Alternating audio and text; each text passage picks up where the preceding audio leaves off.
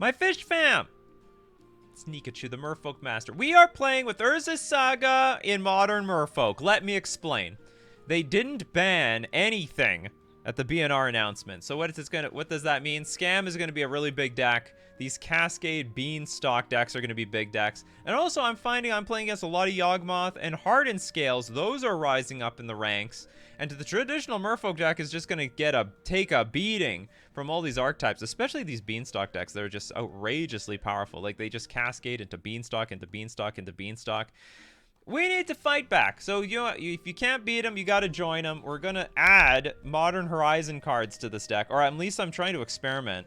The first one being with Urza Saga. Now, I tried Urza Saga before when it first came out. It was a little mediocre to me at the time. Like, my evaluation was, if I have Ether Vial, then Urza Saga was amazing, because Ether Vial adds to the artifact count, so you're, like, making constructs. You're also flashing in creatures at the same time. Pretty good. But if you don't have Ether Vial in play, I thought the Urza Saga was garbage. It was just absolutely terrible. And on top of that, it had to sacrifice itself every so often. And then I didn't even have a land in play.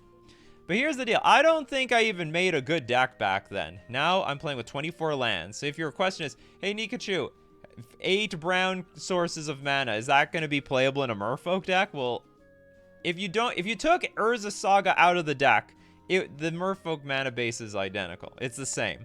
You got your usual suspects of like Cavernous Souls. Oh, wait a minute. I'm playing with Force and Negation here. I can add more. I'm gonna add more Cavernous Souls to this deck. In fact, I add it. No, yeah, that is no. Okay, I'm gonna add one more. I gotta be careful about Blood Moon. You know why? Because people will bring it in versus me. I mean, okay, Urza Saga is a good card. But is it like a complete surprise to the metagame? Let's take a look at this metagame. Okay, let's look at the top decks. Is it Rakdos midrange? Is that an Urza Saga deck? No. Omnath? No. Crashing Footfalls? No. Amulet Titan? Yeah. Okay, it has some Urza Sagas in it. Yawgmoth? No. Burn? No. Murktide Regent? No. Monogreen sometimes.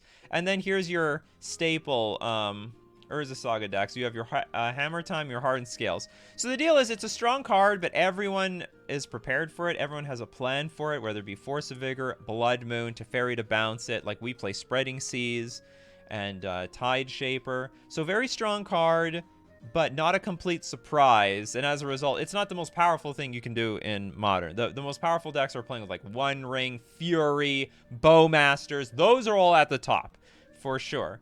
But I still think it gives us value. And for personally, it has increased my scam matchup. It has increased my win rate in the Beanstalk matchup, because you can put like a ton of power in play with the constructs. Honestly, I have not, however, done very well versus Hardened Scales or Yawgmoth. So those two are still poor matchups that I have to shore up, hopefully with Curse Totem. The 2-mana artifact, activated abilities of creatures can't be activated. So they are just playing with vanilla nonsense. They're playing their creatures for their power and toughness. Okay, so what are we going to get off of our Urza Saga? We have our staple of Shadow Spear, but honestly, I don't even get this thing most of the time. 95% of the time, I ignore Shadow Spear. Sometimes you got Ether Vial. Sometimes you don't have Vial in play, and you're like, your hand is full of creatures because you've been making constructs, so go get your Ether Vial on turn 4. It's not bad. It's really not that bad, but the best thing I usually grab is Ether Spellbomb. This has a lot of synergy with our deck. It's a 1-mana artifact. Pay a blue, sack it, return target creature to its owner's hand. Now, this is perfect for us. I mean, yes, we do sometimes bounce our opponent's creatures, but it can also save our own creatures. So, like, basically, we got a Svelun in play, and they try to kill it. We bounce it back to our hand with Ether Spellbomb. I very often find this card with Urza Saga. So the fact that this can make 2 creatures and find a bounce spell for... I'm not going to say it's for 0 mana, because I probably paid 6 mana on my Urza Saga to make the 2 constructs, but you get a lot of value out of the Urza Saga. You get a lot of value. And with that, let's get into our league. Let's play League. I'm hungry. I'm hungry to win. See this last league over here? That didn't exist. That didn't happen. It's been erased from the history books. Oh, while we wait for our game, I should also say there is possibly a Simic version of this deck. Possible. I'm not really interested in I don't really want to playtest this thing. I might have to, because you get access to 2 huge cards. One of them is Haywire Might, which is a 1-mana 1/1. Dies, you gain 2 life. But it's like a staple of all the Urza Saga decks because it's a green, sack it to exile target non-creature artifact or non-creature enchantment. So you can hit Urza Sagas, but you can hit One Ring. You can hit Beanstalk. Super well positioned. And you also get access in the Merfolk deck. Deep Root Wayfinder, a green 1 generic 2/3 creature, Merfolk Scout, and when it deals combat damage to a player or battle, surveil 1, so sculpt the top of your library. Then you can return a land card from your graveyard to the battlefield tapped. Now, most of the lands are pretty underwhelming, like even getting a Waterlog Grove, that's like not amazing. But to get Urza Saga over and over and over again, that's value. That would be great for our deck. So maybe one day we play test that, but right now I'm going to try to exhaust all the mono blue options. This hand is fine. We're on the draw. A lot of artifacts. With our Sphaloon. He was last seen playing Hammer Time 2 weeks ago. That's fine. That's actually this hand's not great versus Hammer Time because I'm not like Sphaloon is not where you want to be. Like Hammer Time is basically a combo deck. But this is either Spellbomb is good versus them, so long as you have some decent chunk of pressure. Harbinger of the Tides is also good versus Hammer Time. Anyway, we're going to keep our hand.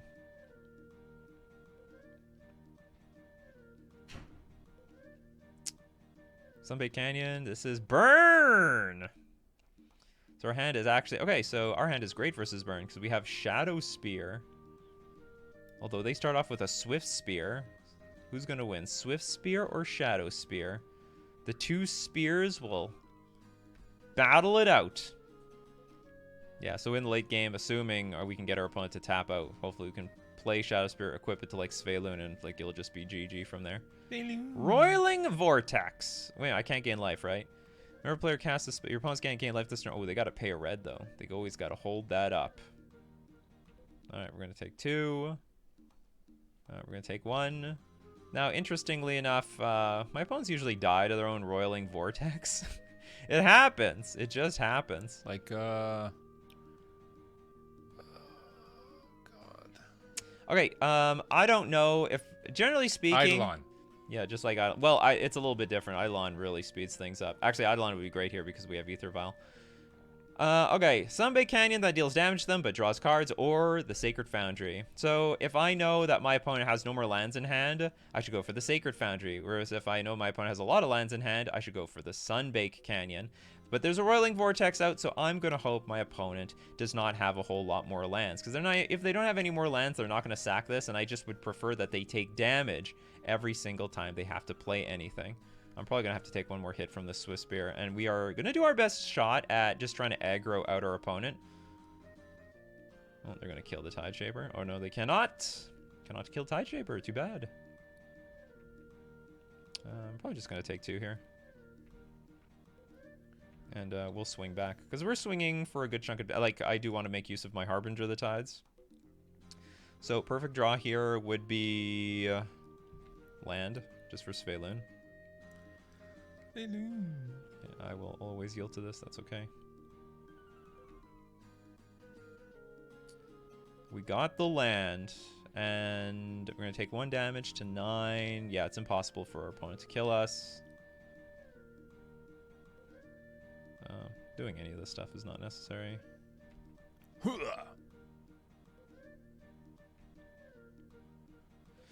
Okay, good question. Is there any way they can interact with my Aether Vial? I do not think so, but there's also a chance that they're not going to attack with their Swift Spear either. And I don't want to leave it on blocking duty, so I am going to bounce. They might not attack because we have a Sphaloon in play and they can't even kill it. Like if they can't, if Sphaloon's indestructible, they just will opt to not attack. So anyway, the Roiling Vortex works for us now. And he's done. We got Rossabin. Good. Hello, Merfolk Master. Merfolk got a god, a pseudo-lord with flash and counter magic trick, but deck's still not a tier 1. Do we still need that amazing 1-drop? Yes! Do you always talk about this or the meta evoke elementals that keep pushing the deck out? I want, but just give me a 1-drop. Okay, this is what I want on a 1-drop now. Screw the Champion of the Parish thing because that's pointless now. Who cares about that? I want a 1-mana Merfolk that is Ward 2 and gives Ward 2 to all my other... Sorry, I want a 1/2 Merfolk that has Ward 2 and gives all my other Merfolk Ward 2. Perfectly fair. Yes. In this metagame, absolutely. Okay, we're going to bring in Counter Magic. Counter Magic is great. Sveilun is great. Dockhand is sort of okay. I don't think I really need the as many Ether Spell Bombs. We're going to keep the Shadow Spear. I heard Lifelink is good versus Burn. Okay, let's not get completely mana screwed here. Welcome, Grok. Good one-drop wouldn't hurt. Oh, yes. Everyone's like, well, people are telling me, why are you playing Dockhand? Also in this deck list, like, Dockhand is a little bit better because you want to maximize how you play your turn 2 Urza Saga, and I think like it's really good to go turn 1 Dockhand and then slow my opponent down just for 1 turn. Because the thing is, when you play Urza Saga, on turn 3 and 4, you basically take turns off. You take the whole turn off making constructs. So turn 1 Dockhand into turn 2 Saga, tap something down, slow them at least down by 1 turn. And hopefully that's good enough to keep you ahead of the game. This hand is a bit crappy. It's crappy on the draw. We do have Harbinger. We have Spreading Seas effects on the draw are not that good. They're much better on the play.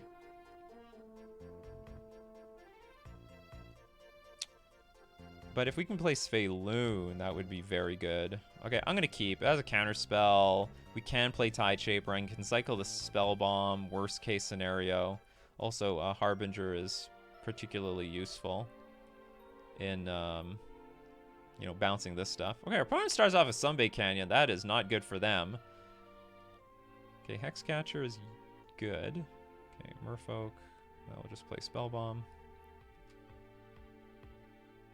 That means they're like really tight on lands, or their whole hand is just Sunbay Canyon. And Sunbay Canyon is not their first choice. They just drew a land. Skullcrack. Okay, I'm gonna let that resolve because you want to save your force negations for the at least Boros Charm. You got your Boros Charm. Okay, so we know. Okay, I'm pretty certain, like within like I'm reasonably sure my opponent does not have any more lands. So go for the land that doesn't deal them damage, and I want them to slowly ping themselves with their Sunbay Canyon. You do it. So you want to save Force Negation for the Searing Blood, Searing Blazes, the Boros Charms, the Lightning Helixes, because that gains them life. That gets them back in the game. I don't want them to do that. Tap out big. Yeah, tap out big, opponent. I dare you to tap out big. What about a 1-drop, 1/2 sack Stifle? Oh, I would love that one too. You know what? I don't really... That is not the most threatening thing. On the other hand, I have no guarantee of actually casting any other cards, so I have to defend what little I have in play. So let's play Force.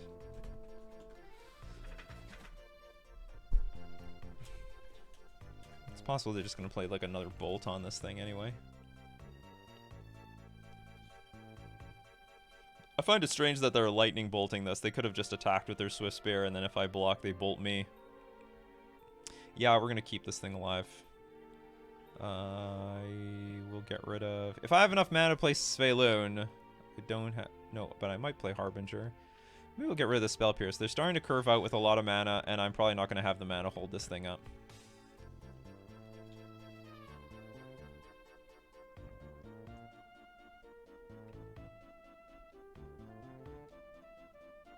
Big. Not big enough. Counterattack! And I will try to maximize damage, because I'm not really playing around anything here.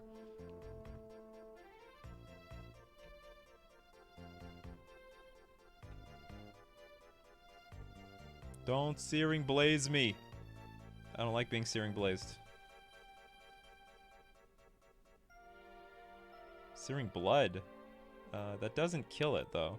Deals 2 damage to target creature. If that creature dies this turn, does 3 damage to me. Okay, that's fine. That was a punt. Wrong spell. LOL. Oh, the wrong... Oh, maybe... Oh, yeah, they accidentally punted. I guess they were meaning to play Searing Blaze here.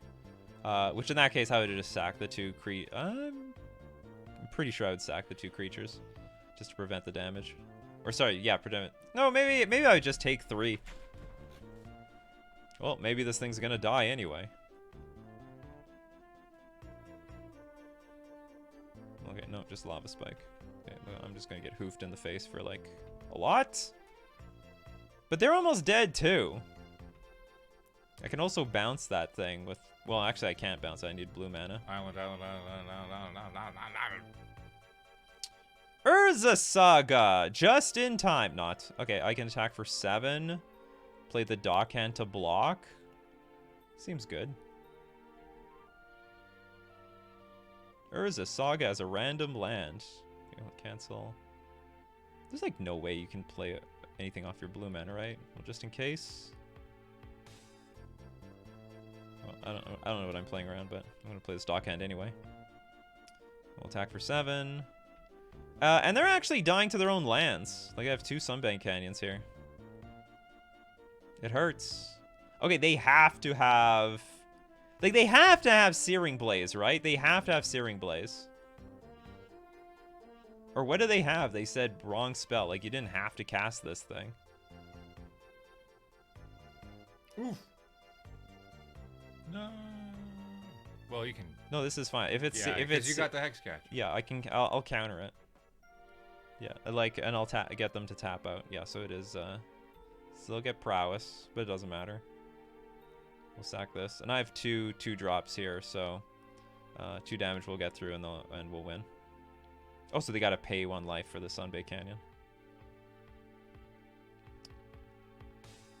So I was saying something salty in chat. Come on. Who knows? I think they're pretty good with it. Whoa, attacking anyway. I can take the damage. Like, there's nothing uncounter. Like, if you bolt me, I'll just counter it. It's worth a shot. It's worth a shot. All right, so we're gonna. Yeah, I am countering this thing because I know how to counter stuff. I also like to counter stuff. It's my thing. It's what I do. I was born to counter. So we'll take 3. We'll go to 3. But you're at 1. And Tide Shaper are here. We'll get in there even with the Mutavault and Tide Shaper, the dynamic duo. Getting there for the victory. All right. Quick. It would have been much more interesting of a game if they played that Searing Blaze. I'm not sure how I would deal with that, but it would make the game way more closer. Maybe we even lose. No. I want this Ixalan to make Coco Folk viable so bad. I don't. Oh man, moving to green. Like, the problem is with splashing with green, what I love about mono blue is that you are not vulnerable to any of the land hate out there. So when you splash green, all of a sudden you have to deal with Blood Moon. Like, you have room around it, right? Like, you can fetch out the basic islands, but then you're up against Burn and you like took an extra, like, we barely won that game. Look at that, we won at 3 life. You fetch Shock, we're dead. Fetch Shock, GG. And that's all she said. It's a wrap. It's a wrap for the Burn player. It's a wrap for us. I have no idea what to expect from Wizards of the Coast when it comes to Ixalan. Because I had high hopes last time we went to Ixalan, and we got nothing. We got stone cold garbage. We got for a green and a blue, get this, a Merfolk Lord. Get these abilities. Each other Merfolk gets +1/+1. And you know what else? Nothing. And nothing else. For splashing an entire another color, we got no addition. It was a complete disgrace of a Lord. It was worse than a mono blue Lord. The mono blue Lords give Island Walk and +1/+1. They could have at least given Forest Walk or something. It would have been flavorful too. Hey, King Ginger. Is it the King Ginger? How many King Gingers can there be out there? That would be great if we had Urza Saga. This would be prime because we have so many artifacts, but we don't have it. That's okay. We'll go turn 1 Vial, and then depending, we might go turn 2 Lord. We also might play the Spell Bomb first. He's the third best mole.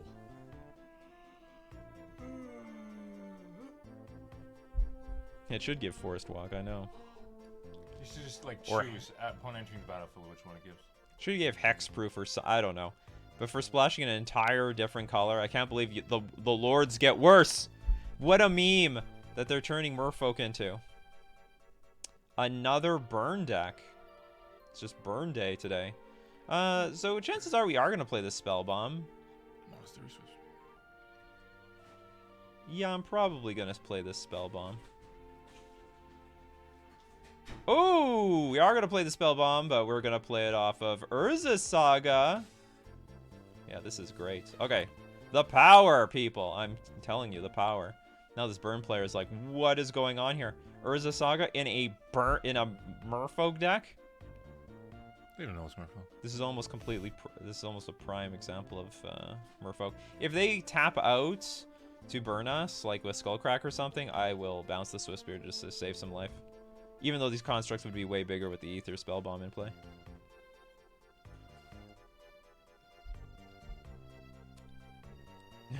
Yeah, King Ginger from our morning coffee and MTG show.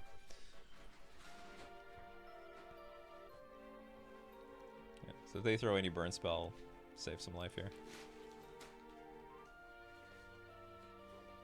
This is like a Vapor Snag. For 1 damage, I'll let it go. I'll keep the spell bomb. So our first construct will be like a 3/3. And then they'll become like 5/5s really quickly. Aetherfile plus Urza Saga is a combo. Urza Saga by itself is not particularly interesting. Okay, pass. So Urza Saga with Vial, play and draw is great. Urza Saga on the play, no Vial is good, but not amazing. And then Urza Saga on the draw, no Vial is actually sort of crappy. But that's just how it is. So you didn't get any extra value. You pinged me for 1. Do you know what? Maybe that 1 was more than nothing, though. I'll admit that. The 1 was more than nothing. They could have got nothing if they got greedy. I would have bounced that Swift Spear in a heartbeat. Do I just throw a construct out there? Maybe. So they'll kill it? Probably? It's damage that isn't going to your face.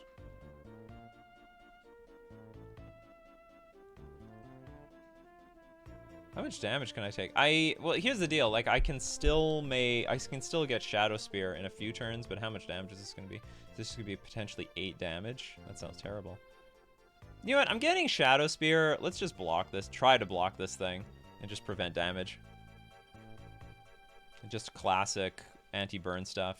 You know, I have no intention of winning with the constructs so long as I just win eventually with like a Sveloon plus something else. Well, that's sad. Not happy about seeing that Searing Blaze, but it is what it is. And okay, it gets booped. There'll be one tomorrow. Another one will be on its way. Oh, you know what? This is not a huge mistake, but I should have played the Cavernous Souls, so that on my 4th turn I can play an island as my land drop to play or have Ether Spell Bomb up.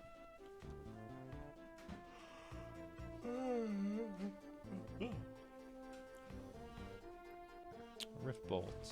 That's fine.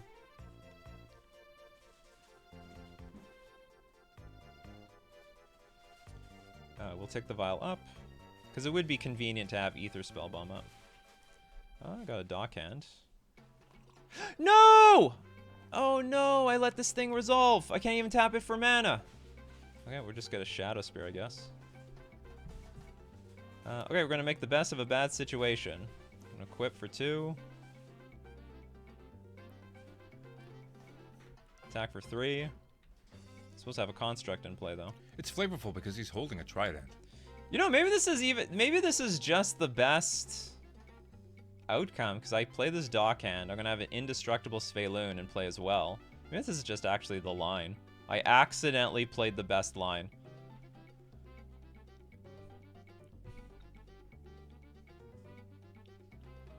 Yeah, I didn't even tap for it. Okay, so how much burn do you have in your hand? Oh, by the way, I'm gonna equip the Shadow Spear to the Svelune next turn.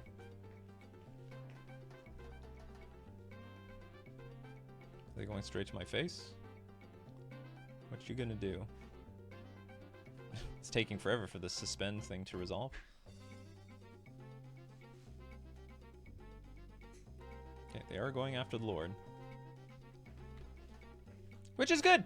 Saves us 3 damage. I'll let them attack with the Swift Spear, no big deal. I won't block it, and then we will equip the Svelune. Because, like, I don't think they can kill the Svelune. That's not happening. And Svelune attacking for 4 life a turn. That undermines so many lightning bolts.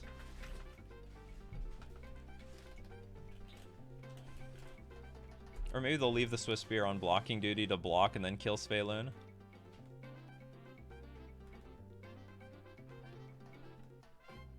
No, they go for the attack. No. It's a tricky spot. No blocks. I wouldn't dare. Whatever happened to Blister Coil Weird? It was never playable in the first place. Well, it is stone retired now thanks to Bowmasters. Just soft banned out of the game. Yeah, Bowmasters just did a beating on any of the 1 toughness creatures. If they had any hope to still exist in this world, well, the hope was all gone. Okay, we're gonna equip to this Svelune. Do they have double bolt? I doubt it. Let's see if they have, this is the test. This is the double bolt test. No. Or maybe.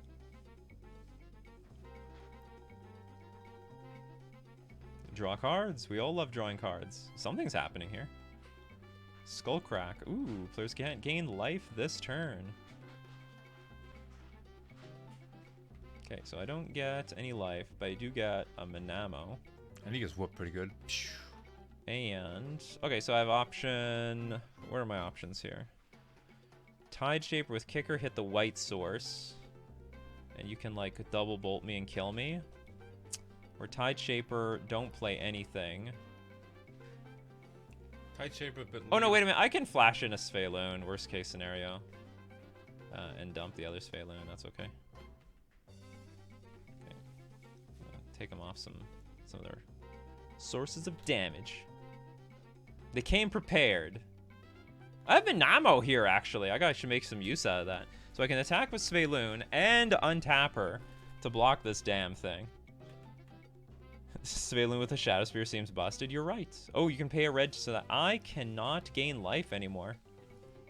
But will you kill yourself in the process?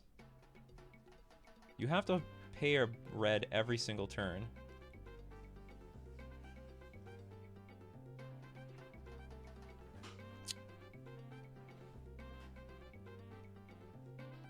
This will be interesting if they attack. Attack, do it, opponent, do it. You know you want to. What you gonna do? You say this is a trident? Doesn't look much of a trident. I don't know what this is. To be honest, I'm staring directly at this art and it means absolutely nothing to me. It's like a bunch of broken branches with some light bulbs on it. Halloween decoration. Yeah. Michael's Halloween decoration. Frowned burn weird for the win. My old mono blue Devo heads no. Yeah, well I don't, Monster That's a CC. lot. That's a lot of words strung together that I don't quite understand. Yeah. But if you know, you know, I guess. It's one of those situations. Thanks for all the follow. We've got tons of people following. That's great. Come follow to see justice happen versus burn. Okay, this is an easy shot. We play the Svelune and block this damn thing. You can't kill Svelune. Okay, choose a Svelune to keep. I keep this one. So this is indestructible. If they burn our face to keep the Swift Spear alive, then they can't pay the red on Roiling Vortex. Otherwise, this thing's just gonna die. And they can't kill any of the creatures because they have ward. Yeah, so they're just gonna let the Swift Spear die. And we will still equip the Shadow Spear to make sure we tax our opponent every single turn. They can pay, like...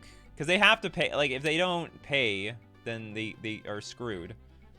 There's still a chance we lose, though, because I have to kill them in the next 2 turns, which will happen. So they need to, like, draw a land and double burn us? Lord, I think Lord, that's Lord, what has to happen. Lord. Oh, hold on.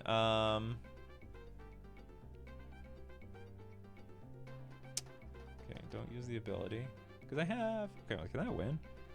4, 7... 4, 7, 8, 9. Yeah, that'll do it. Okay. Equip.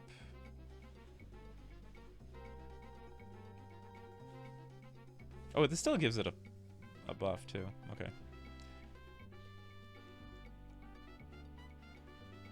So actually, we killed them on the spot here. I was planning on just taking that, because if you deal 9 damage, then the Vortex kills them on their turn. Well, that was game 1. Well, wild game 1. All right, Urza Saga helped us win that game against a matchup. I don't really think we need any help, but it doesn't hurt. I'm not going to keep the... We might keep a few spell bombs. You know, I'm not a fan of Dockhand, but if it helps us make indestructible Sveloon by who knows what turn, maybe I am a fan. Maybe take out all the spell bombs. Like, it's okay. It's okay. I do like Sveloon in the matchup. Great brick wall. You know what? Maybe I should be taking out this, keeping Dockhand, taking out Tide Shaper on the draw. Because, I mean, I was on the draw. Wasn't I in the draw that game? And it still was useful. But this has 1 more toughness and I never want to play Tide Shaper for 1 mana on the draw, but I always wanted to do that with Dockhand. Yeah, I'm gonna go with this. This is the second game.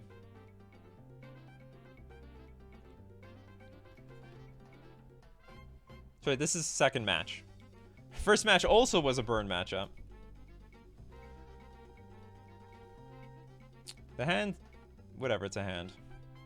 It's not exciting. I think it's not worth throwing back. It's got counter spells. Yeah, it has that, yeah. If we can slam a Sveloon on turn 3 and she still survives the following turn, then I think that'll be good.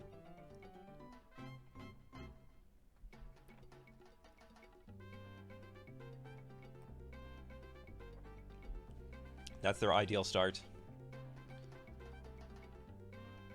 Swift Spear is like the last thing, is absolute worst possible start I could see from a burn player.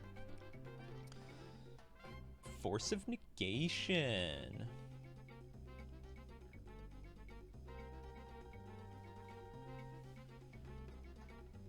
There's one thing I know is that if they play Roiling Vortex, you have to counter that. You don't have a choice. Because if you don't, then Force of Negation is useless for the rest of the game. Absolute garbage for the rest of eternity.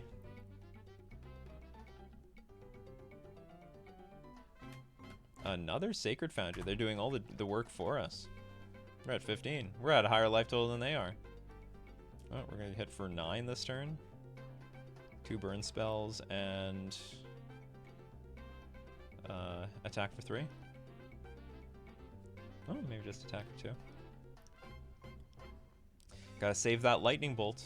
Oh no, maybe they're just being precise, waiting for the blocker step. Nope. Okay, maybe they just want to save their lightning bolt as removal. That's totally fair too. Rift Bolt is on the stack. Ooh, Urza Saga. Okay, here's the deal. Okay, like I said, on the play, Urza Saga is great.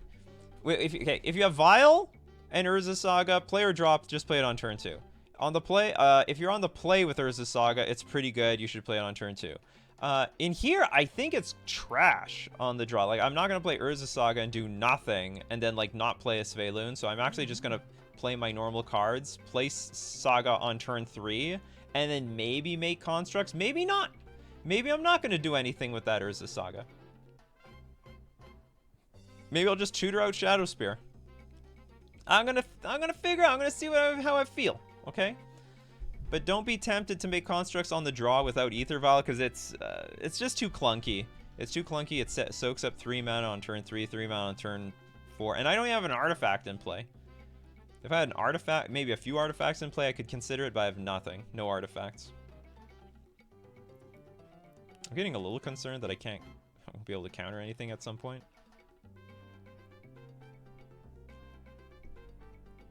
Goblin Guide. Okay, I can at least block that thing. That's some good news. This Mass of the Pearl Trident is a removal spell for Goblin Guide. Skewer the critics. I will counter that. That will save us damage.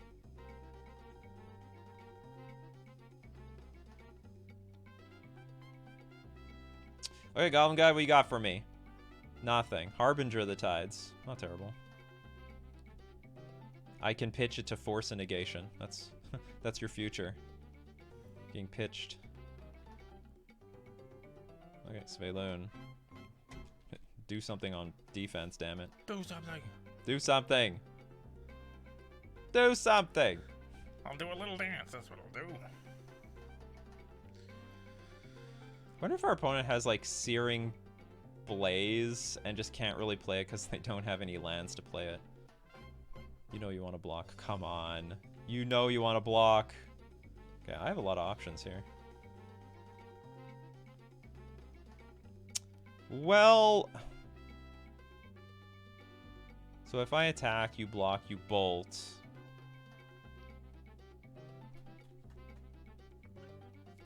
I lose my Sveiloon, but then I could play a replacement Sveiloon. That's not bad. I mean, if you bolt my Sveiloon, that's like saving 3 life, so I'll attack, and I draw a card off of it.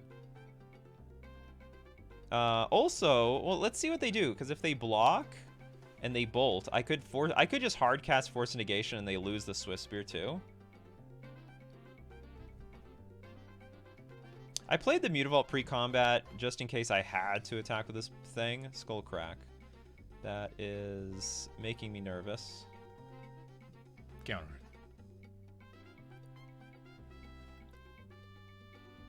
I don't want to get my life total too low. Okay, I'll let it resolve. I'm going to draw a Hex Catcher. That is fantastic. So my plan is bounce Swift Spear, at least force a negation 1 thing, and then play Hex Catcher, and hopefully that is good enough to really seal it. And then Saga can just go find what's it called? Spear. The thing. Yeah, the spear. The spear thingy. Okay, the spear thingy is gonna help us win the game. So I gotta remember to tap the Saga for mana. For the flash on Harbinger. Huh? For the flash on Harbinger. No. At my when this triggers at the beginning of my main phase after I draw. This is such a weird card, these Sagas. Why do they trigger after you draw? I think it should just be an upkeep trigger like everything else. I don't know what the relevance was that everything has to trigger after you draw a card. Or are they trying to fix a mistake that they made? Like, everyone loves to draw their card as the very first thing that they do for a turn. So it makes so much sense that the game order was draw a card, then beginning of upkeep, and then your first main phase. That would make like 1,000,000 times more sense for how people actually play this game. No blocks. The King Ginger guy is not chatting at all. It's probably not them. There's King Ginger, and then there's the King Ginger, which apparently we're up against. This is just the King Ginger. Yeah. Then there'll be a the King.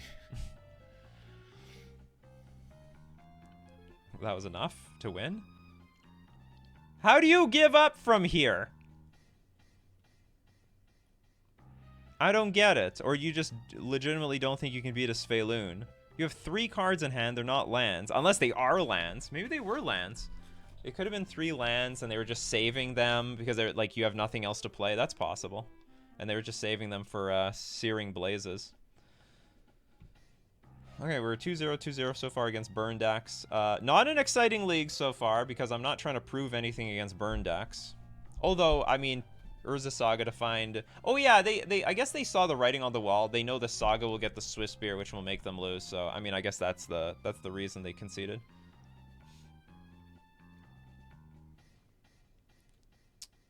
How much did King Ginger pay me? Nothing. No super chats here. We're on Twitch, damn it. Twitch.tv. By the way, everyone want to watch live, make sure you're following me on twitch.tv/NikachuMTG. That's where it happens live. But if you're watching on YouTube, that's fine. You can wait to watch it on YouTube. It happens as well. But the thing is, if you watch on Twitch, you get to watch the streams that don't make it on YouTube, because I went like 1-4 or 0-5. Because those don't make it to YouTube. You won the die roll. Would you like to play first? I would love to go first. Busted hand. Completely busted. We have turn 1 Vial, turn 2 Saga, and another artifact. This is one of the more, like, premium types of hands that I could have. And we're definitely curving out, too. So, I mean, I wouldn't say this is a perfect hand. Don't really need the Aether Spell Bomb. But, you know, it doesn't hurt either. Doesn't hurt to have an Aether Spell Bomb.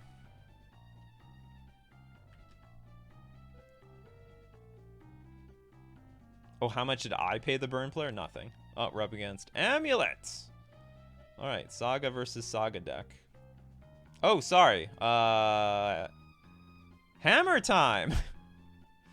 We're up against Hammer Time. That is such a weird play, though. Okay, so they are going to wait. How do you even make constructs on your next turn? Okay, we'll play our Saga. And we might bust this thing if it prevents our opponent from making mana with Springleaf Drum on their following turn. So that we have like a big advantage with our Urza Saga. But I don't know. We'll see what they do. Wasn't really expecting this. I could also... No, I'm not going to bounce their Saga with my Otawara. Like, this is a great card versus Hammer Time. Because if they equip a hammer, like, they Sigardizade, put the hammer on a creature, then you just bounce the creature, and then that's it. You've completely undermined the interaction. Yeah. They could, of course, still give it hexproof or something, but it's great stuff.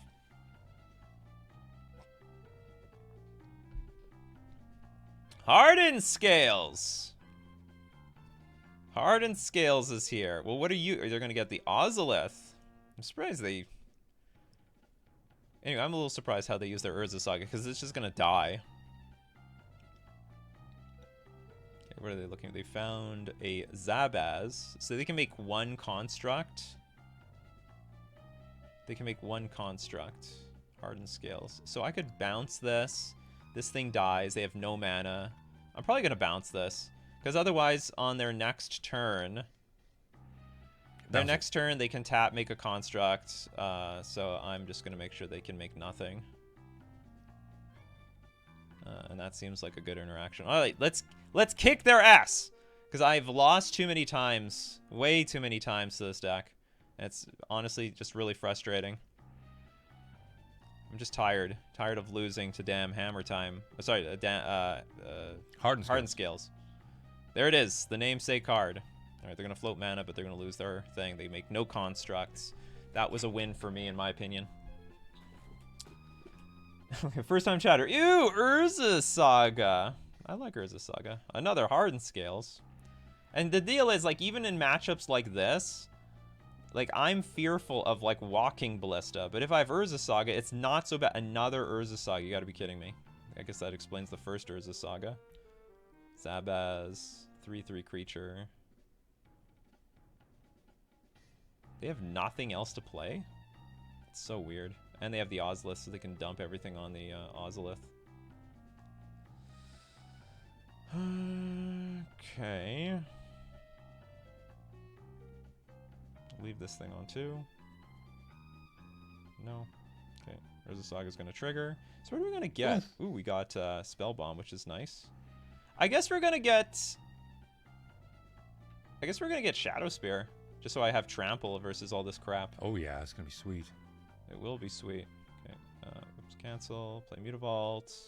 Play Spell Bomb. Make these even bigger. So how bad can this get? I could attack. This thing dies. It goes to the Ozolith. Well, whatever. Let's deal with this crap.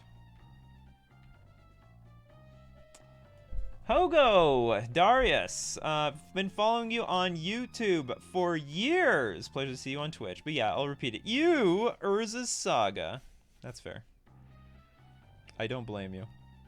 But look, it's 2023, and it's a pretty oppressive metagame. We gotta do what we gotta do around here.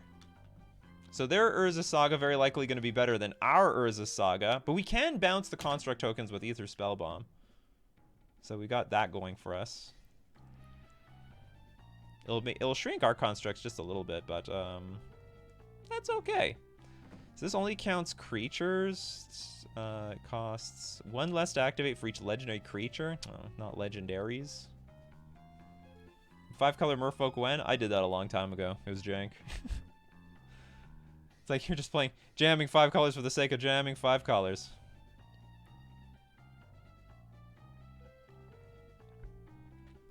They had 2 mana last turn and they did nothing with it, which gives me the impression that their hand is full of lands.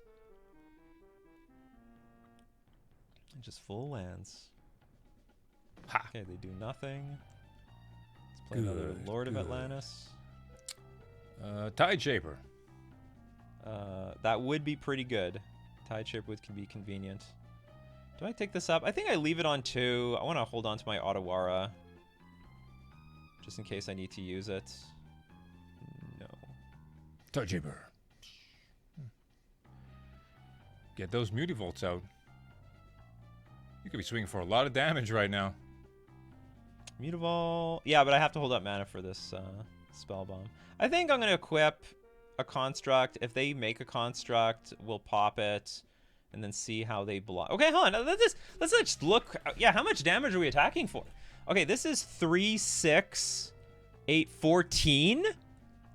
And how big can this construct be? This is 1. They can also activate this. So 1, 2. No, I have to pay 3. They can tap this to activate this. Okay, 1, 2, 3, 4, 5. So it just trades with the construct. One of them. And Shadow Spear even gets in some damage. Maybe this is just lethal. Also, what if I use the Ether Spellbomb on this? You block the 5 drop and take 3, 6, 11, 15 damage. This looks lethal. Okay, what else could happen here? You could activate Blink Moth Nexus. Yeah, maybe I don't need Shadow Spear at all. I just swing with everything. You activate one thing. I bounce it. That sounds good enough for me.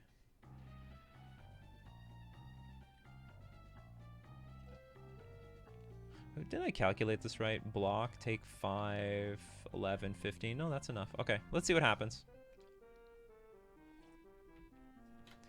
It damage. Assuming I've calculated everything correctly. They might have Dismember in their deck or something. I don't know. Oh, I did screw up. The constructs shrink. The constructs shrink. Okay, it's going to be... It's still going to be an insane amount of damage, though. So it's going to be not lethal, but, like, pretty close. Okay, I screwed that one up. I forgot my constructs are going to shrink a little bit. So it's not going to be quite lethal. But it is a lot of damage. Do they have to block a construct? So this is 11, 15. Yeah, they have to block a construct. Counters will go to the Ozolith. I'll have, like, a billion things in play. Okay, so not... Uh-oh, not Dismember. Oh. What does that do? Oh, you want to put the counters on this guy. Okay, that's fine. I guess they could find Shadow Spear of their own. What would that do? Okay, so they activate Urza Saga, get Shadow Spear, attack me for 1 billion. But he still might not have enough mana. Like, they'll gain like 10, but I still have like this insane army in play.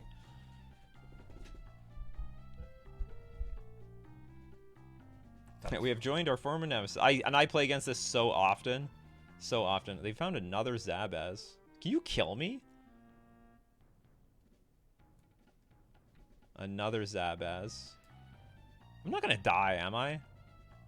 This is a lot of this is like a lot of counters. Oh god. Am I dying? To like Zabazes? I really needed... Oh my god, I can't believe I die here. That's the magic of the Hardened Scales deck. That's crazy. Okay, so I needed to hold up Shadow Spear. Or I needed to equip Shadow Spear, gain some life. Actually, did it even matter? Yeah, it did matter. So I just needed to gain... No, actually it didn't matter. Like, even if I equipped Shadow Spear, I was just gonna die to a 34-34. Cool. This is just nuts. This happens to me all the time. And we do have some interaction, but not good enough. That's nuts. You get them down to 1 and then... I know. Okay, cards we're gonna bring in. Pithing Needle. Okay, definitely the Cursed Totem. F everything in that deck. I found Pithing Needle is a little bit awkward because they still play with that Soul Cauldron card, and it's not not good against it. I guess I'll keep Shadow Spears just so I can, like, attack with Svelune and at least get in some damage. Okay, what do I not want? I don't want to take out too many creatures. I could take out the Dockhands. I need Sideshaper for Urza Saga. I'll take out 1 Spell Bomb, and we'll submit this. Man. This deck. I'm just wondering, was there another route to victory? Like, if I play too passively, they still crack their Saga. And they may... I don't know what they do from there. All I can tell you is I have a lot of trouble against this deck. You can... Like, Hurt Girl's Recall is a very good card versus them, but... I'll keep this. Because it has turn 2 Saga. Oh, they have turn 1 Gemstone Caverns. Which is a card I've considered playing myself instead of Vile, but I still think Vile is a little too valuable in this deck. But we do have a lot of 2-drops. And playing Saga on turn 2 must be gas in itself. Zabaz. The 2-2.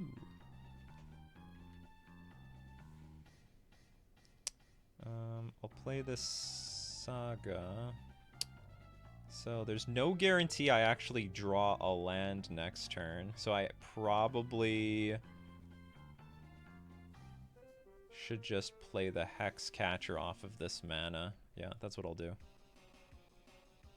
We should just pretend like we're not actually going to get this land. Hopefully we do. But if we don't, then we don't.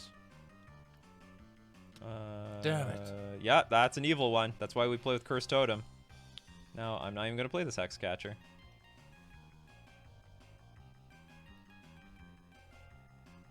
Come on, Cursed Totem. Where are you? It's not clear that it would be even good now. Like, if I draw Cursed Totem, I can't even cast the damn... Oh, no, I can. Okay, so if I draw Cursed Totem, it would be good enough.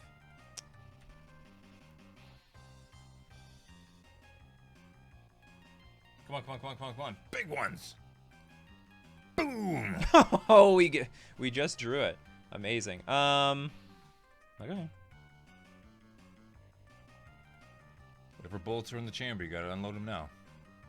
Okay, so they're just playing with a bunch of fat creatures, I guess. Which I can bounce.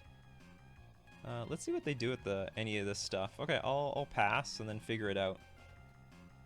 This matchup is very... Well, it's generally speaking, it's very bad. Okay, this is the first time you're watching on camera, live from Winnipeg, Manitoba, the very first time I've ever placed Cursed Totem versus Hardened Scales. Now, they do have Force of Vigor in this deck.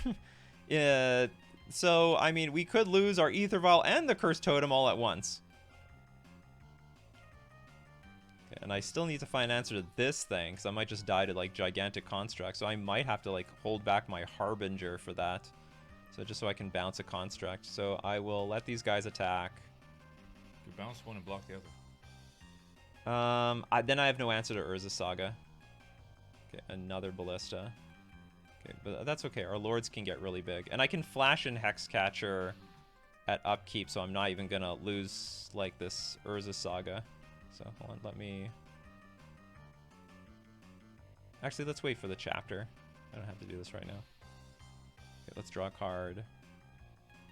Oh, wait a minute. Let this resolve? Now let's draw a card. Aether Spellbomb. Not bad. Okay, so that can bounce another construct. We're going to vial in our Hexcatcher, which I cannot activate. It's very important. And what are we going to look for? Spear. Well, unfortunately, Spear doesn't do anything for us. Maybe we can activate. We can get Pithing Needle and then name Urza Saga. It's not terrible. Then we know they can't make a construct. Okay, that sounds great. Okay, Pithing Needle. They can still tutor though. Urza Saga. And let's attack for 3. Start getting into that red zone.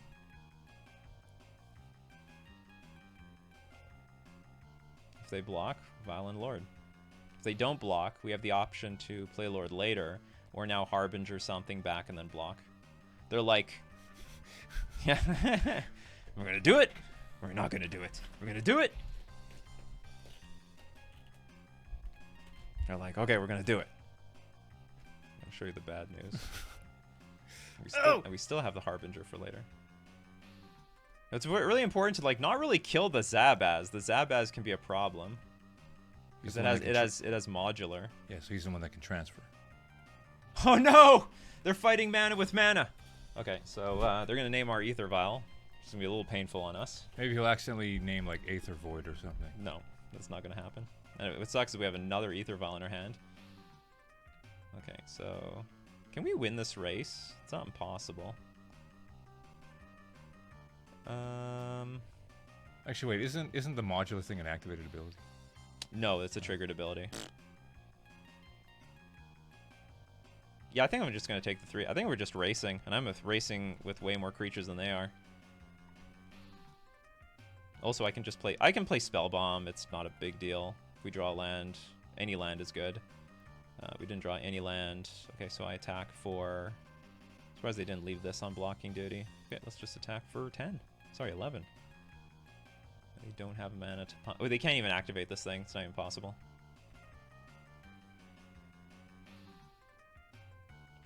Aha! How does it feel? How does it feel? Okay, so they're gonna get Shadow Spear, I'm assuming. They might get something else, I don't know.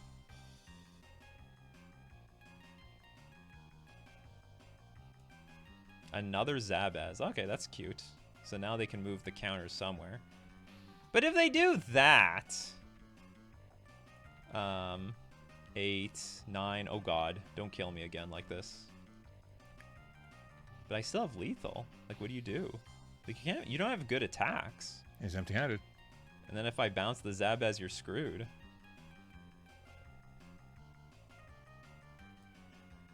I think they should have got Shadow... I mean, I'm not sure, but I think they should have got Shadow Spear and, like, maybe attack with Ballista and then leave Zabaz on blocking duty and put the Shadow Spear on it so that they could, like, block, maybe trade something, and then if Zabaz dies, they could put the counters on... Oh, no, it doesn't matter. I have the Spell Bomb here.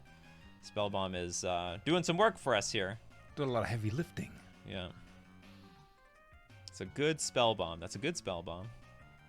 What did we get with this Urza Saga? The Pithing Needle on an Urza Saga? I guess that worked out. Oh my god, what a weird war. Well, he's tanking it. He's using his time banks, all of them. Because I think they're screwed. Yeah, our opponent isn't... Like, if they go all out, they die. So, if they attack with just Zabaz, I also think they die. Because I'll attack with everything. They have to do chump blocks. If they attack with the other 2 creatures and leave Zabaz back, I bounce it and they die. So, it's just a bunch of really bad... Everything's a bad situation here. So, I take 6. I will then attack with everything. Can they triple block? How can they generate the creatures? So they can, they have a Nexus. So they could double block, Hex Catcher, take 8, go to 1. That's possible. But then we bounce this and they lose. Probably. But we don't know for sure.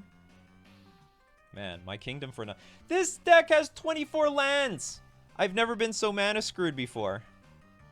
Like, I understand Urza Saga goes to the bin, but I have 24 lands in this deck. Although, kudos to our opponent for siphoning off 1 mana source. So, yeah, I think the line is you just attack with everything, and if they blow their ballistas, then whatever. That's just how it is. And we hope that they don't have a very good follow-up.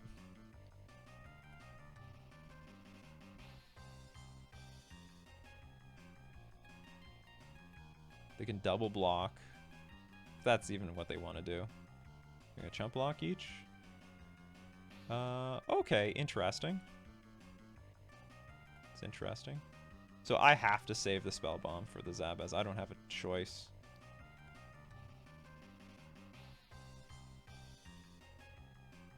I guess they're hoping to draw a random... Well, even if they draw a random creature, they're in trouble.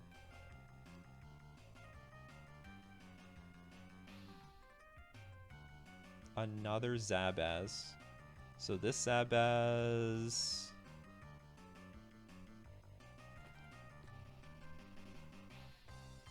Was it better for them to attack first?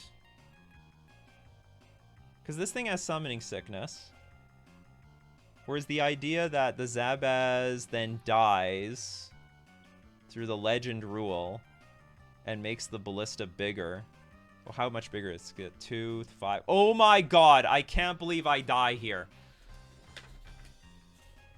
You can't bounce it. Or how is this going to work? Okay, hold on. Let's see how this works. But I think that... Does it enter the battlefield and they can keep the old one? Or, like, do you have to keep the new one? Because if you can, like, let this one die... He made a tongue symbol in the chat. What? I don't get it. Did I screw up?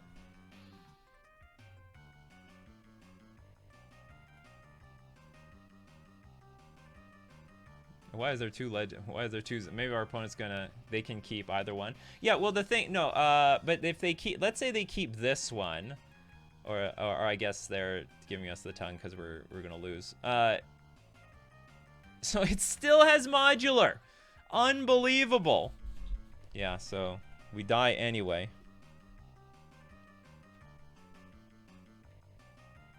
What do we? We died both games to a bunch of Zabazes. I mean, I'm a luck box, lol. Well. Hardened scales makes its own luck.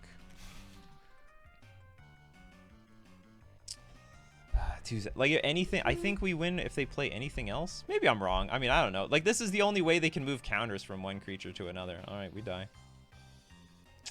Good game. Hardened scales still losing the hardened scales. Both games were super close. Yeah, ridiculously close. I'm wondering if there was like a way of being more patient in the first game. Should I have foreseen that they had I think they had a bunch of cards in hand. They weren't playing them with a lot of mana. Could I assume like they have like just a million Zabazers or something? Find the person who drew the picture on Hardened Scale. They didn't do anything. I'm wondering. But anyway, like, even if we won that game, we still have one more game to play. So there's no guarantee that. But anyway, I will say... Pondora, was that you? No. Well, I don't know. They could be also a Hardened Scales fanatic. But I will say, I liked how Curse Totem worked. That really shut them down. Otherwise, we were just stone dead. We were just completely stone dead in that game. Dead in the water. Had no chance. If it wasn't for Curse Totem saving us.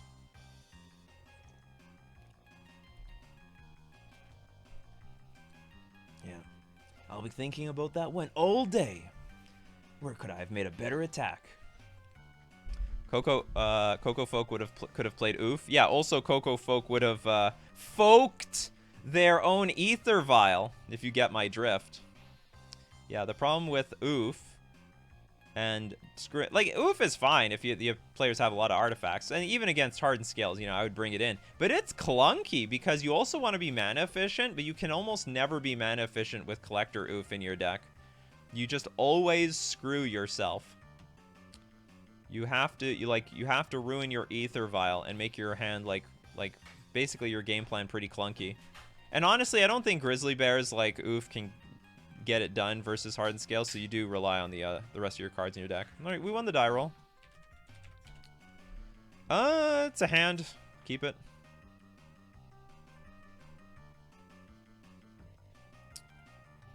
Well, I think if you have Spell Bomb, you would just not play it first in an Oof deck.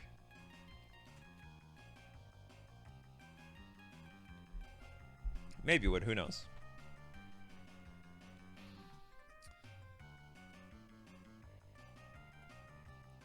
We are up against probably Living End. Maybe Death Shadow. I've been seeing a lot of Living... Oh, Death Shadow? Oh, food. Some sort of food deck. Okay. So we gotta hold back the Tide Shaper, because that will become useful later. Okay, I'll just pass. Hey, pessimistic scientist. Aha! You see, that's why you save your Tide Shapers. Against any deck with Urza Saga, you have to save it, or you're just gonna get completely hard blown out. This thing comes back, right? There's a battlefield, sacrifice of food, comes back. Yeah, I'm not gonna trade a Hex Catcher for a cat that comes back. The hell with that. Shadow Spear, sure. Sometimes you draw your Shadow Spears in your opening hand. Alright, this is the first time in a long time a food deck doesn't have a busted start versus me. I'll attack for 1, then play Tide Shaper. And then... Because I might have to defend this Tide Shaper versus like a Fatal Push. So like if they killed the Tide Shaper in response, I would have to sack my Hex Catcher, so I made sure I got in for some damage. Alright. We're up against a food deck, which I don't do very well against either.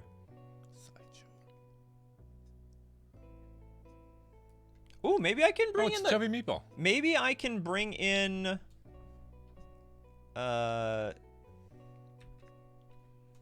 Curse Totem versus this deck, because the main interaction I can't beat is Asmorano. Like, that's the only thing I'm afraid of. And to hell, who cares about this thing's interaction? What is this going for? A 0-drop? Search your library under graveyard for a creature card with mana value X or less. What's for 0? What, just Dryad Arbor?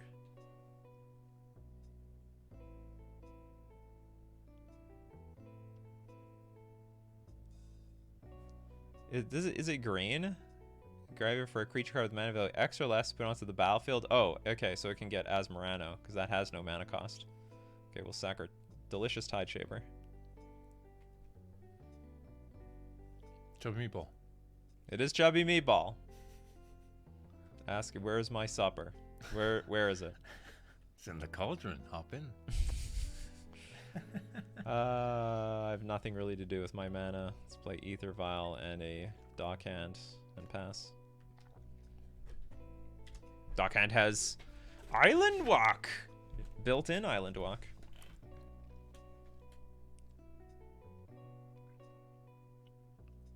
Street Wraith. Pay 2 life. Feels like Death Shadow. This is the crappiest start I've seen out of a food deck in a very long time. Well, I have 2 Sveloons in my hand. I think that is fine. Like, this can get me back into the game. I can't deal with Asmo, so we're just gonna make sure. You can never deal with Asmo. Sounds like some sort of weird disease. Asmo, damn it. Oh, I can bounce Asmo too. It's like Asmo. Oh no, I can't. If they have the Underworld Cookbook on the battlefield, it's pointless. I might try to draw a card off of Spell Bomb if I'm Chubby Meatball's getting in there. Yeah, Chubby Meatball. Chubby Meatball got to get in some damage.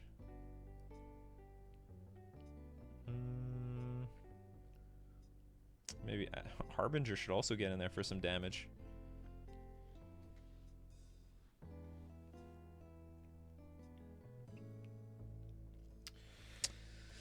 Trying to consider... Like, if I don't draw a land next turn, these Sveloons really suck. Because I can play the Dockhand off of this Vial and then Harbinger off of the Vial. Okay, so I'm going to sack draw. Hopefully we draw... okay, we do get a land. So I'll just play... Is Harbinger even worth it here? What can I bounce with Harbinger? I don't know. We'll bounce a cat. Chubby Meatball. Bounce Chubby Meatball. Chubby Meatball goes back. And then we set ourselves up for a Sveloon next turn. Nice clean board state, just like I like it.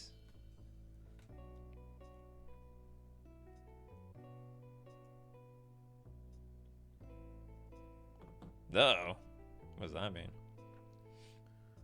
2 chubby meatballs. Maybe. Maybe 3 chubby meatballs. Yeah, that guy. You would create a clue, food, or treasure. Make all of them.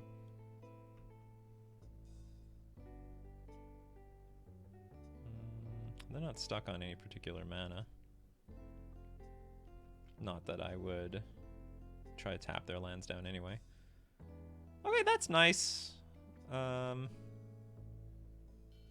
Yep. I don't think it changes anything what I do here. I'm just wondering if I should attack and let them block. Oh, but they'll block with the cat. Roll them out. Yeah, I don't want that to happen. No, we can't have any cats blocking. Okay, attack for 5. Okay, here's where they can just go crazy. Like, letting them untap with a manufacturer can be nuts.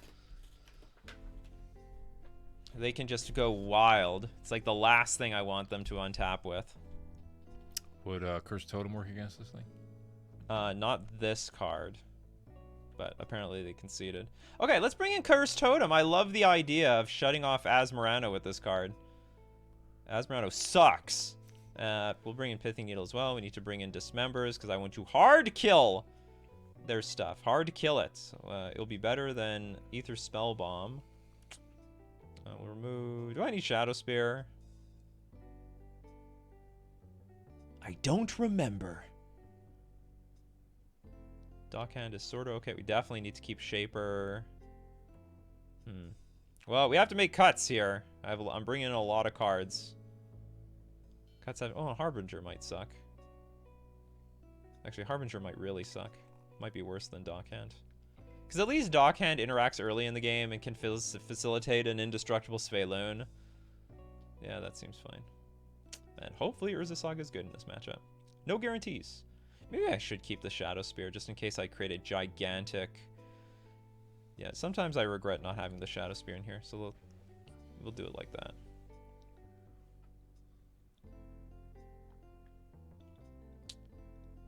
Whatever it's at. I really don't believe in this hand versus this deck because they goldfish so much better than us. But I don't know, like the hand is we can go turn 1 Dockhand, turn 2 blow up a Saga. So there are some routes where we just completely destroy our opponent. And let's just hope that that's going to be one of those games. If they go turn 2 land pass, I might just not do anything with this Dockhand. Damn. Okay. Yeah, I can't interact with that. It's okay, because next turn you're going to get the totem. That would be nice. Pronounce this. The Underworld Cookbook? That was easy. No, the other one. Azmorano, Mardika, Dasna, Kuldakar. Nice. So what is my job here? Do I have to sack 2 creatures? Maybe. Yeah, I think I have to sack 2 creatures just to destroy this thing. Because, like, this is like... If there's no food, then maybe there's no problem here. I gotta play desperately. We're gonna be desperate. Okay, let's attack for 1. Let's get in for 1 more damage before this Dockhand faces its death. Do you play Force Negation versus Yogg? I used to. It's hit or miss. The problem is a lot of cards versus Yawgmoth are hit or miss. Pithing Needle's hit or miss. Dismember's hit or miss. Okay, I'm screwed no matter what they do. They do need 2, though. They do need 2 food tokens. So can you make 2 food or only 1? I have a hard time judging when to side in against creature combo decks. In general, I think it's good, but the problem is a lot of people side it out. But then, what are you doing? Okay, it's good. You're not supposed to be attacking. Yeah, what are you doing? You're supposed to stay behind, cook your books and stuff like that. Academy Manufacturer. Okay, so you're setting up a big Asmo is what you're telling me. You want a huge Asmo turn. Is there anything I can do about that?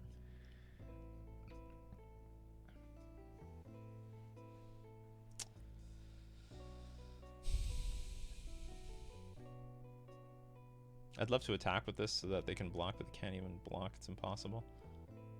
So you play this. Like, I'm almost ready to sack my entire board to this damn thing. So you play the cookbook, activate once, get 2. This is gonna get disgusting really fast. Like, this is what I need the dismember for.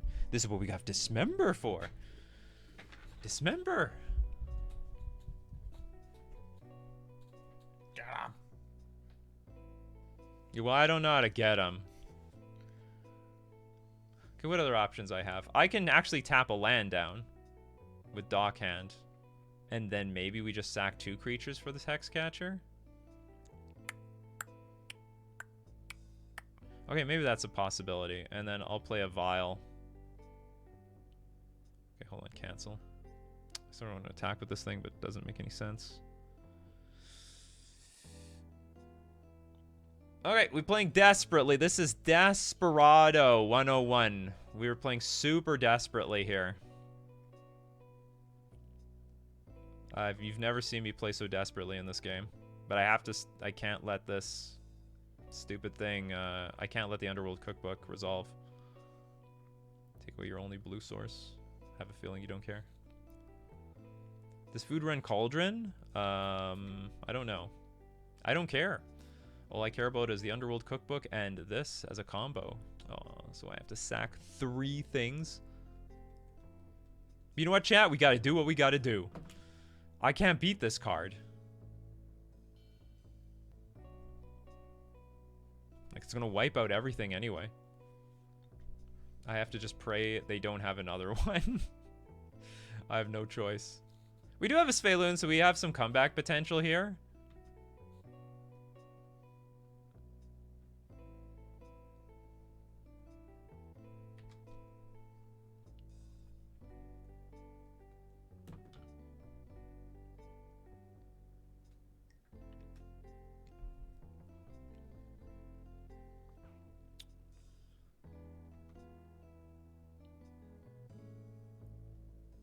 Tide shape. That's actually sort of nice.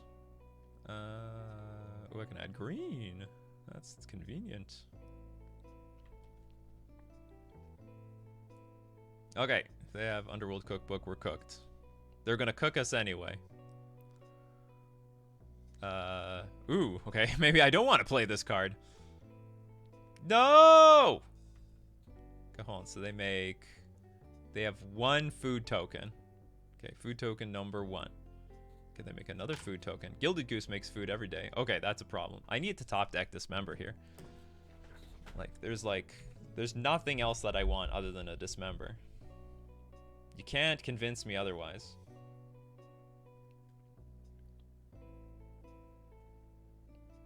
Yikes. Yeah, that's gonna make things even worse. This creature should be legendary. But if I Dismember this Asmo, then...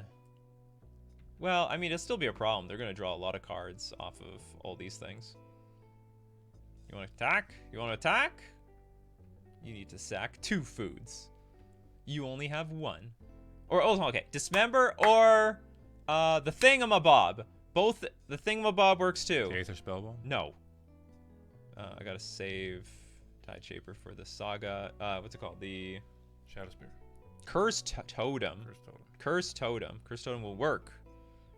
Dismember will Cursed also work. Totem. Not Cursed Totem. Also not good. Okay, so we can attack with Sphaloon at the very least. Might still get it. Yeah, maybe. Okay. Yeah, so we have 2 draws. Attack! What do you got for a Sphaloon? Oh! Cannot activate Gilded Goose. Also cannot activate Asmo. Also, but they're gonna get 1 shot with this. 1 clean smack with the... They're gonna make a big Urza token. Okay, but I can kill them, like, really fast. I think. Okay, let's activate this. Let's put a Hexcatcher in play. And then next turn I can play Lord. So at the very least... Hexcatcher will lose its ability, but whatever. And I'll put a random Tide Shaper in play. Aha! Who plays this in Modern? I do! Now. Okay, let's go. The game is afoot.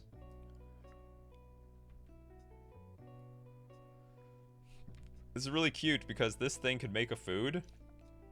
No, a second Urza Saga. Playing a Tide Shaper out when you have a Saga is a hell of a tell. Yeah, I mean, yeah. It is. I'm not being fancy here. Well, he's just skipped through his turn. Sort of. Pretty good news. Okay, they didn't really skip through their turn. Okay, so we'll leave the Vial on 2. Land. Ooh, it just keeps getting better. No, it does not get better. I don't need this now. Okay, hold on. I could kill a Construct. So my life total at 3. Okay, so how big would this thing be? 1, 2. Also, this thing can activate. How much mana do you have? 3. You can activate twice. Holy crap. Okay, so 1, 2, 3, 4, 5, 6. 6, 6. So we actually, this Dismember will come in handy. No, wait a minute. The Tide Shaper is going to hit this one. Or I think. Maybe I could hit this one. Yeah, just hit it right now. And then, so if I hit this one, they have to make a Construct, and they can't tutor next turn for anything. Come on, let's get some more information. We'll play Lord of Atlantis, attack with everything.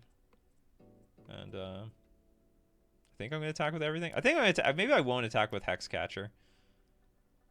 Just in case they have Fatal Push for Lord of Atlantis. Or Sweet card draw, Aether Spell Bomb. No, I don't want that either. I want it. Also good. Land is okay. Honestly, I have no idea how it would improve anything. Because it looks like we just have to fend off our opponent for 1 turn. Yeah, I think I'm going to hit this. They make a Construct. We kill it with Dismember. Next turn, they can only make 1 Construct with this, but they die to our Lord of Atlantis. They need an answer to that. Green, blue. And they can't kill us with what's in play. Their life total is effectively at 9. I'm sort of banking that they just can't go nuts next turn.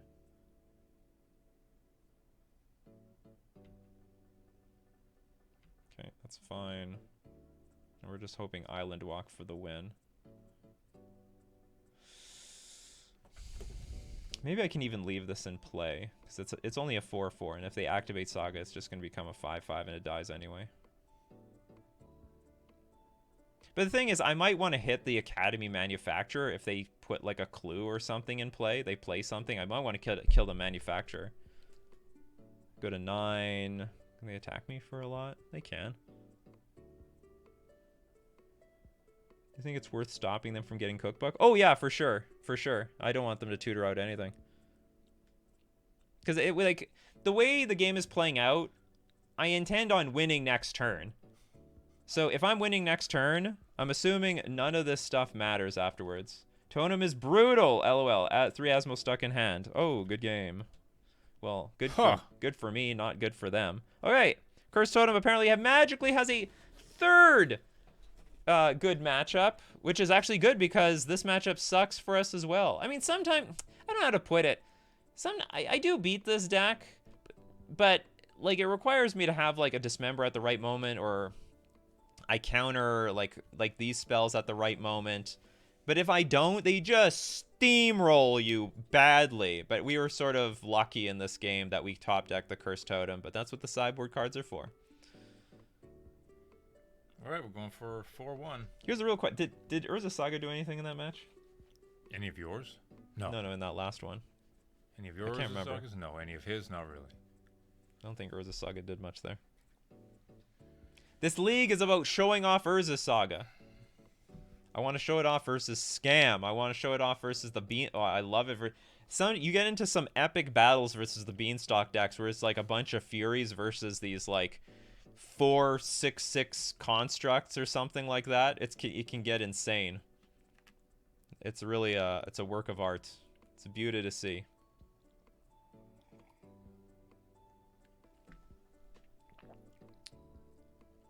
John Rapp is our opponent. We've had a lot of mediocre hands. Like, when I'm on the draw with this, I mean, I'm going to keep. And we're probably going to go with, like, turn 1 Tide Shaper, turn 2 Lord, turn 3 Lord. Like, this is, like... this is, like, the crappiest type of rollout possible.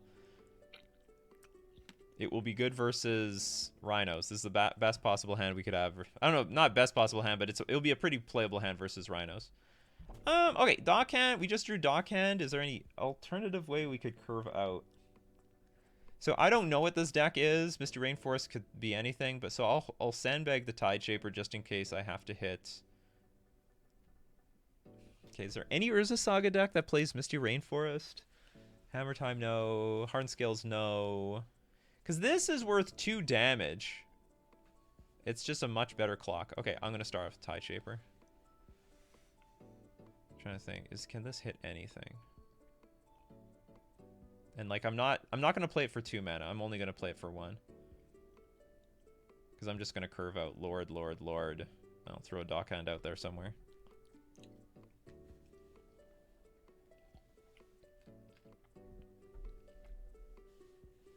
Gotta play that turn 1 Cavernous Souls. You never know when they have Mystical Dispute. Don't even know why they can't. Mystical Dispute can't even counter Beanstalk. Why do people still have Mystical Dispute in the main deck? Hello, the matches we've had today. No blue at all. This is the first blue. It looks like Rhinos. Smells like Rhinos. Smells like a jungle out here. Smells like Jim Carrey coming out of a rhino. Yeah. Need air. I saw that clip actually like a month ago. It's got like millions of views. It's like It's the peak of his I think career. you just put like Jim Carrey, and in YouTube it just auto completes like coming out of Rhino or something. Jim Carrey Rhino I think is like the top search result. Let me it won't work for me because I've already looked it up. Jim Carrey. Oh, it's a bit different now. Jim Carrey. Okay, maybe I'm wrong. Maybe it was Ace Ventura Rhino. This was the peak of his career anyway. It was pretty good. Okay, so they did nothing. It's very cute. Okay, that's cool, because I can play Richard and Dockhand. So. Nice to meet you. Yeah, nice to meet you. We gotta look up some quotes to get back into this game. If I knew they were on Rhinos, there is definitely some value playing Dockhand first, so you can like because they can't Cascade. Okay, so at least we are blessed to play our Dockhand, so we're not completely clogged up. You know, a lot of people are like, "Why are you playing Dockhand?" Because it's a random 1-drop. All right, it's not that bad. For as long as they don't have Fury, we might still be in this game. Because they like go Rhinos, we play Lord, we attack for 5. They kill the Lord. We play another one, we attack for 5. Yeah, that's the plan here. You're going to play another Ice? No, of course you're not. Okay, I'm not afraid of your cascading. Because I have better things to do.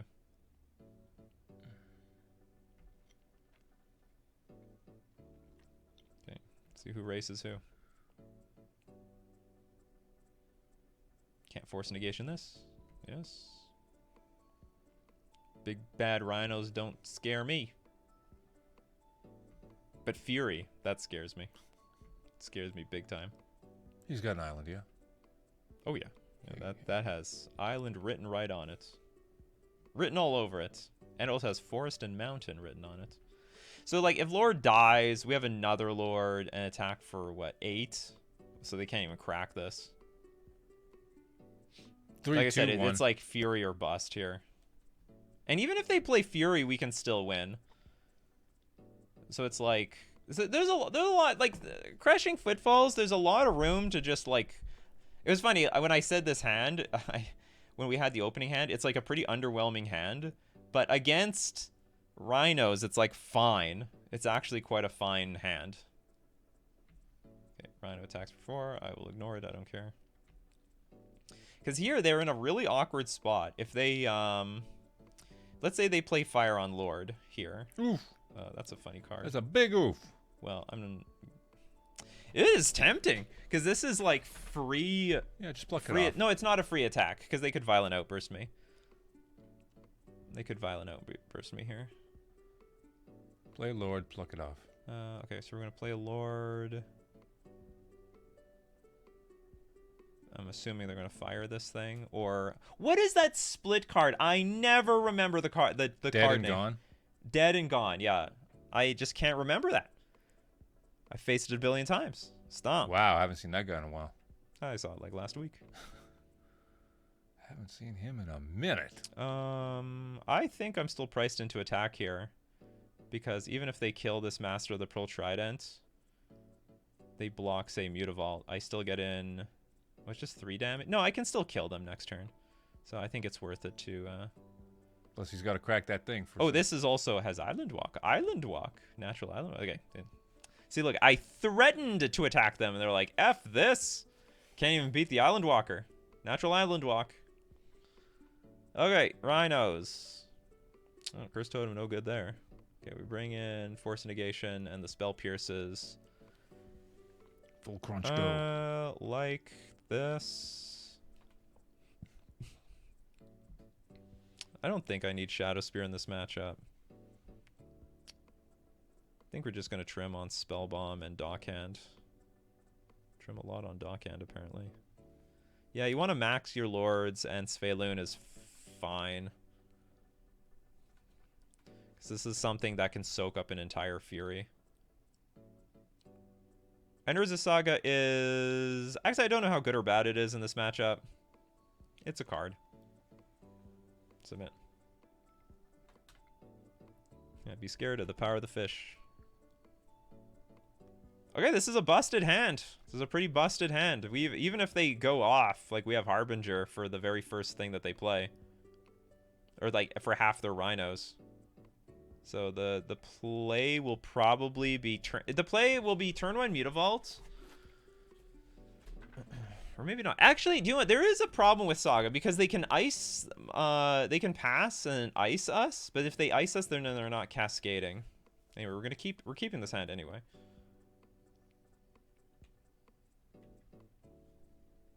Play your triple. Oh baby, a triple. Oh, Crushing Footfalls is on the way.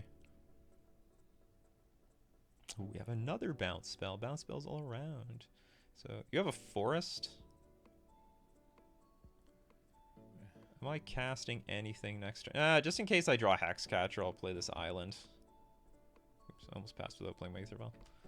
Because I do want to play Saga and then maybe play a spell. Maybe I'll even cast this, but I doubt it. They're trying so hard. Don't give him an island. Don't give that greasy Merfolk player an island. I'm not doing it. I'm not doing it. Yeah, they're sticking to it. They can play ice here. Ice here is fine because it doesn't disrupt our Urza Saga. It disrupts it on the following turn. Oh, they still didn't do it. Is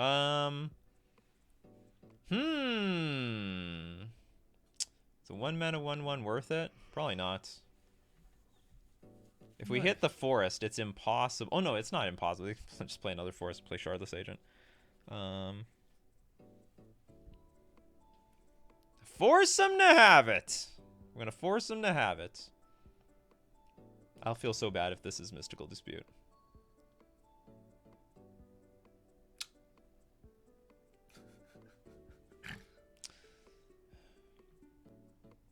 At least he got it out of his hand. Yeah, but I'm not playing anything. I'm playing nothing at all. Better that he spent it there than something else later. Lauren revealed.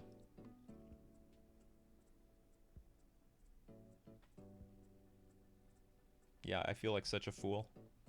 That could have been a random 2/2 on the battlefield. Here comes that Triumph, though. Hey, Team Rocket.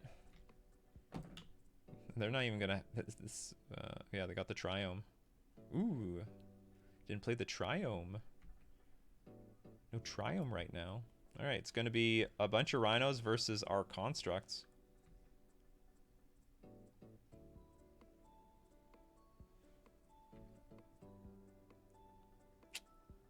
Play Mutavault and pass.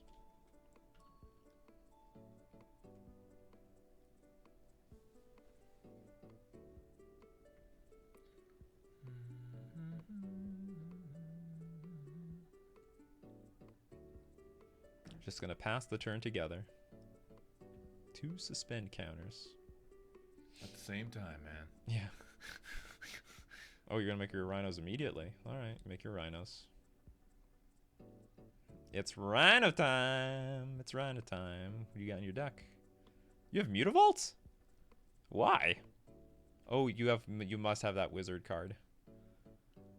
The wizard hat card. You have also Obsidian Charm. Yeah, people have played that against me. That's frustrating. Based on my market research, I should not have cast that Tide Shaper. That was just wrong. It was a silly thing for me to do. I apologize to all my fans, my patrons, the YouTube members. I've let you all down. I threw a creature away right into a counterspell. My opponent was directly representing. Try him online. Yeah, try him online. Aha! Harbinger. Gotcha. We can bounce another one with Otawara. I could even bounce my Harbinger and then replay it. What a stupid line that would be. Would I like to bounce it? I absolutely would love to bounce it. I was born to bounce that damn thing. I will not block that. Okay, I regret not having... Maybe Shadow Spear is good in this matchup. And I don't have to really care about my life total that much.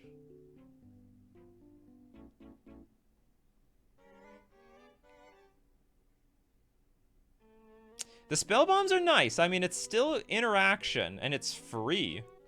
It's not like I didn't spend anything. Like, the Saga is going to sack itself no matter what.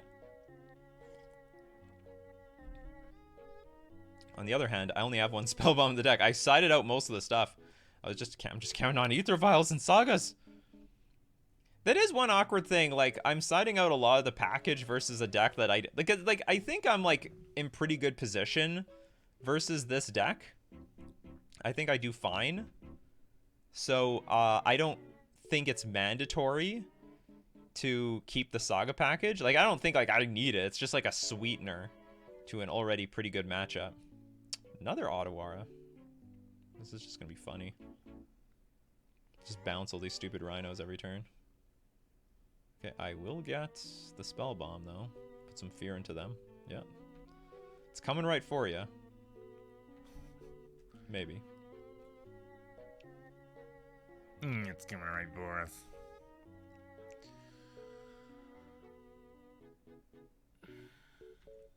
Yeah, what are we gonna do here?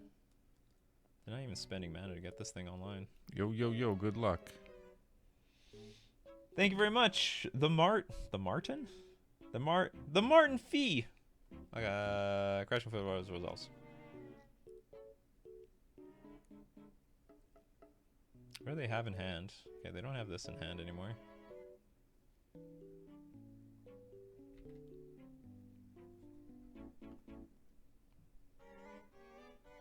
You want to attack? What? You want to be on blocking duty? That's funny. I don't think I'm going to put this Lord out here. I don't want it to be vulnerable. Or maybe I can. That's so funny. They opted to do nothing. Maybe I will put the Lord out. Just keep my options open. If I draw a Lord, maybe I'll attack with Mutavault.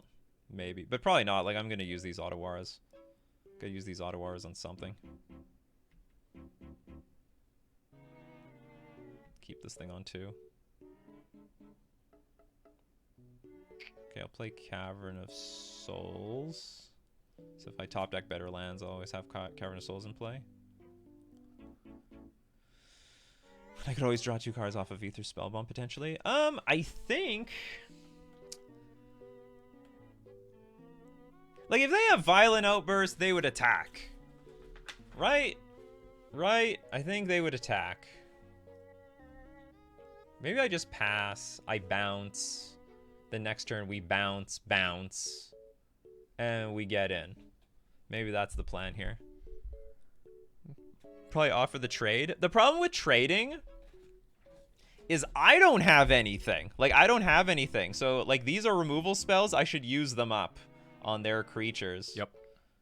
Because if I trade, they're sort of ahead. Because then it's like Mutavault, Master of the Pearl Trident versus a Rhino and the 3 cards that they have in their hand. Who went first? They went first, so they missed one land drop? I think they missed one land drop. Yeah, okay, we'll pass. And then we can make a huge attack if it works. So we bounce Aether Spellbomb, then attack for 8. It's fine. Or even bounce, then attack with 2 of them if they trade with trade 1 Rhino. Maybe that's okay.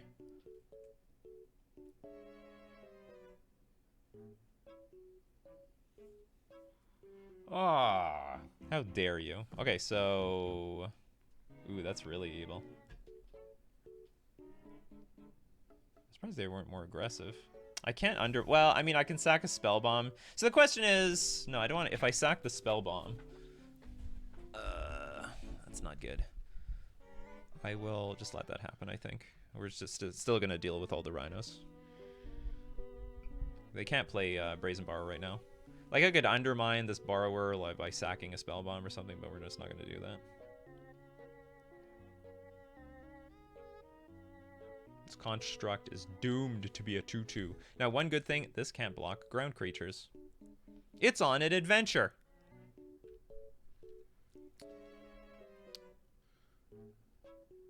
Yeah. Do they still play this card? Somebody does. I mean, I like the card. I also love this art. One of my favorite arts in the game. This is so cool. Puts the other art absolutely to shame. I feel so bad for the other artist. Got completely upstaged within like a week of them revealing this thing. They didn't know. They also didn't know it was going to be such a good card at the time. And now I feel bad for this artist because now this card sucks because of stupid Orcish Bowmasters. That's it. You know, I never thought about this. And maybe it doesn't matter in the grand scheme of things, because in Commander, anything's playable. But, like, a lot of the reason people get cards signed at conventions is because they play with the cards. They love the cards. And, like, that now the range of cards that are playable is, like, super narrow in Modern. Oh, no, they found Cascade. They found a Cascade spell. There is no explanation for this. You would not be so confident. Okay. Let me take 8.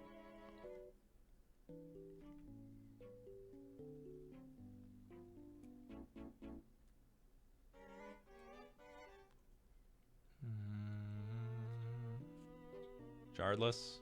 Oh, that's not Shardless. Oh. Oh, okay. That's fine with me. Okay, so we might actually be in a spot where we attack and we spellbomb one of these things to survive to the next turn. So we attack for 8, put our opponent to 4, spellbomb, and still have Otawara up. It depends on what we draw here. Ooh. Oh, that was a great draw. Okay, I'm just going to put on the battlefield immediately.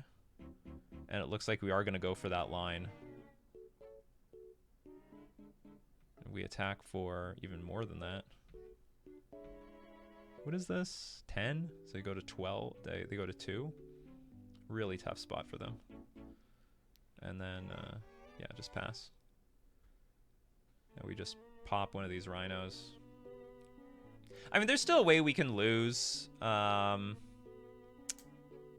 Maybe they play Fury. They actually have to play Fury and then not attack with anything. You're going to pay for that? Yeah, you're not going to pay for that. Would you like to pay 2 life?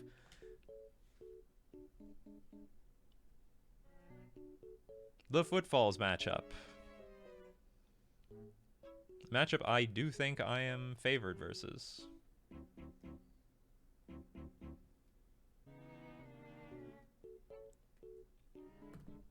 So if we have to ask our question, did Urza Saga do anything in this game? We made a construct, gave us a little bit of... Again, this thing!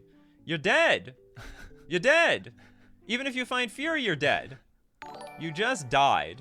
Oh, someone joined the wave. Thank you so much. Danisk for subscribing with Prime. By the way, you can send me your Primes if you are... Don't let Bezos keep all that money. Send some of that to Nikachu over here. All right, they have no other choice. They got to go in. They have to. They got to hope that I forgot about this card on the battlefield, because that's their only option. So yeah, even if they Fury here, it wouldn't do anything. Even if they had Fury and they left both creatures back to block, they were dead. They're gonna let us attack, I guess. Oh, No. no. They do the old pass the turn and concede trick. 4-1. Yeah, it's not bad. I don't think we learned enough. I mean, this isn't even the deck. Hold on. I did learn that Curse Totem sort of works the way I wanted to. Except I still lost to Hardened Scales. But it put us in a really good position to win the game, even though we were like really, really locked down on mana. Which is a very strange, sad thing since I have 4 Ether Vials in this deck and 24 lands. I should almost now, like, I have an abundance of mana now, which is sort of convenient. You know what? I hate being choked on lands. I actually get to cast and play my spells.